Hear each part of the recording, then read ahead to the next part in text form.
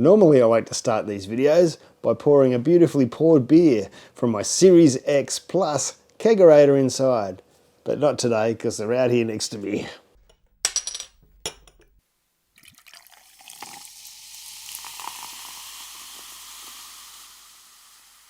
They're out here next to me in my spare keg fridge in the garage. So just give me a sec. All right, let's get into these. This is the Pomona. If you haven't seen my comparison between Pomona and high voltage yeast, that was a week or two ago. The high voltage yeast I ended up tipping out. It was sad, but I just couldn't stand the quite taste. It's always there. I don't care what anybody says.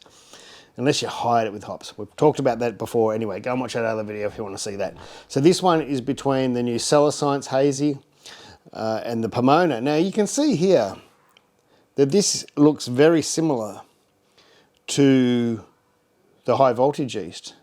It's much more hazy and it's actually holding the head much better. These were poured exactly the same time just then. These are slightly different recipes. There's not much difference in them though. So as you saw, the high voltage got tipped, the Pomona won, but I wasn't happy with the Pomona, and let's get into it. The Pomona is still peachy. It's peachy. If you love peach, you'll love this yeast, but it kills hops. Look, I just saw something on the webs the other day. I think they've come out and tried to say that it releases thiols from other hops. I haven't found that the case. I've only used it this once, but what a lot of people don't know, I've been back at brew school again. I know I did it like in 2007 or something like that, 2008. But I've gone back again just to refresh and learn. And one of the brewers there have used it recently. He's completed his course in a beer himself, and he found the same thing, that it muted the hops, and that's what I found it too. So the two people I know that have used it close to me, it has just muted the hops. It's got an aroma, don't get me wrong, but it's peach, and that's the yeast, I believe. Here we go, I'm talking too long, but this is the new Cellar Science. Slightly different hops in this one. Again, you know, I didn't want 3, 4 of the exact same beer. It's only me drinks them here.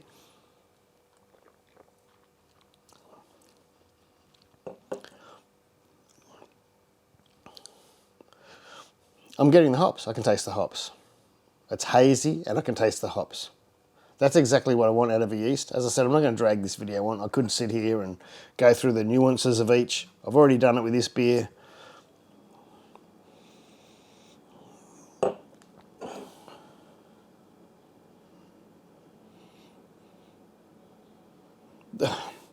This is a little older, of course. It doesn't blame the difference though. If you've watched the other video, this looked like this kind of from the start. It hasn't darkened.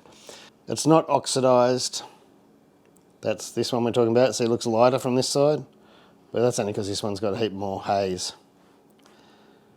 It looks darker from that side of the camera. So people say, why are you always looking to the side? Because this is the thing that tells me that I'm focused. That's all that is. I don't have a script or anything. It's just a picture of my camera. This is a brewery series beer. This beer was supposed to have Verdant in it, but I used the Cellar Science because I hadn't used it before. And I'm kind of happy I did, because even though Verdant's a great yeast, don't get me wrong, again, I do get sometimes an aroma thing from Verdant, and it's not that it's killing the hops or anything like that. It's just sometimes there's this thing that I can only blame on Verdant because it's the only beers I get it in. There's something there sometimes. It's not all the time. And this is being super critical because, you know, Verdant's a great yeast. But I'm really happy with the Cellar Science over this. The peachy thing has killed any hop I put in that, or even the Citra. And I mean, Citra releases its own thiols. It doesn't need a yeast to do it. That's why Citra is so good. A yeast will help, but Citra is great at it without. That's why I try to add a little bit of Citra to just about anything these days that you want a big aroma, because that's why Citra is so good.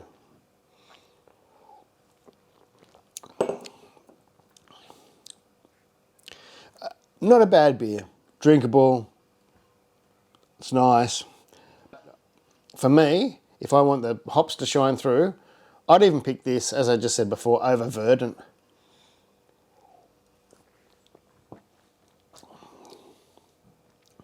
This is just what I expect a beer to taste like. Be hazy. Taste the hops I actually put in it, where I don't taste the hops I actually put in this one, right? There's some there, but it's like muted. Where this one, and they were both fermented at 19 degrees, 3 or 4 days, and both of these were done. And then I bumped them. I think I let them free rise, or bump them if for people that don't do free rise. You bump the temperature up. Yeah, look, maybe I could play with the temperatures on the Pomona, maybe. But when you can get a good result from your first time, maybe it was a fluke. Maybe it wasn't. I was told by somebody that should know that this is a London Ale 3. I always thought Verdant was a London Ale 3 too, but I don't know why I get this sometimes from Verdant. There's this aroma I get from the yeast. It's not all the time. Haze-wise, well, both these yeasts that I've put against Pomona, it's lost in haze. The Pomona's still got haze, but it's just not, it's not that, you know, people love that milky, juicy thing, where this is hazy. And what I'd call this more like a hazy IPA, where this would be, looks like an IPA or a NEPA, as some people call it. So for me, bang, the Cellar Science wins. Well, people are going to say, oh, Kegland have just got this in, so that's why you're saying it. Well, Kegland have just got this in too. It's not about that at all, and it shouldn't be. I don't work for Kegland. I never have. Well, one day I might, because I can never say never. But it's got nothing to do with that. Kegland are my local home brew shop. Oh, there is one closer, because Grain and Grape have shut. The guy from Grain and Grape started Backyard Brewing.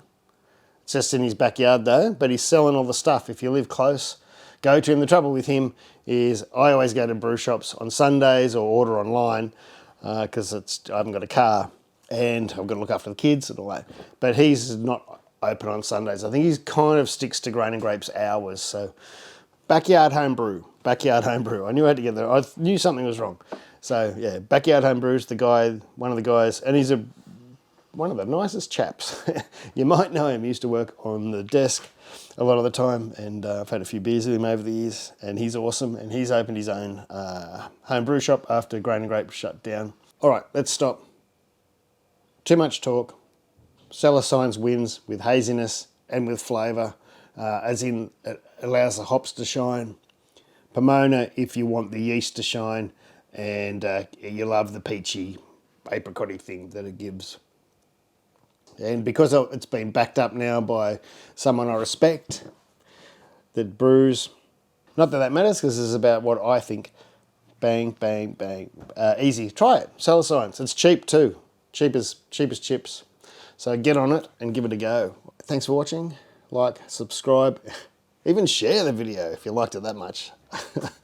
And thanks to my patrons, because without them, these videos couldn't continue. I don't know when this is going to come out, but Merry Christmas.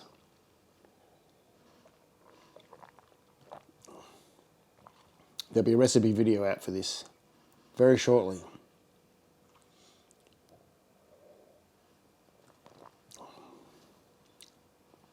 Good beer. Peach. Beach. Walking on the beach.